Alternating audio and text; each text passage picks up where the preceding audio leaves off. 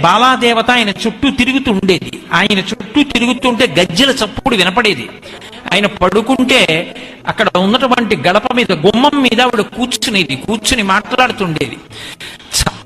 చాలా సందర్భాల్లో నేను చెందోలు వెళ్ళి ప్రత్యక్షంగా అవన్నీ చూసొచ్చాను కూడా. ఒకప్పుడు ఆయన పడుకున్న పడక కుర్చీ ఉంది ఇప్పటికీ.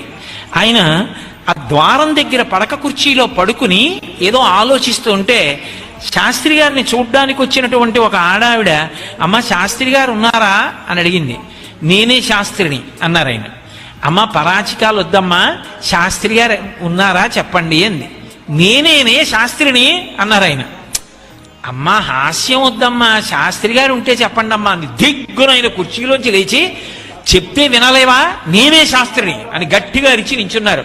అప్పుడు ఆవిడ కళ్ళు నులుముకుంటే శాస్త్రి గారు కనపడ్డారు. అప్పటి వరకు ఆయనకి బదులు బాలాదేవి కనపడింది.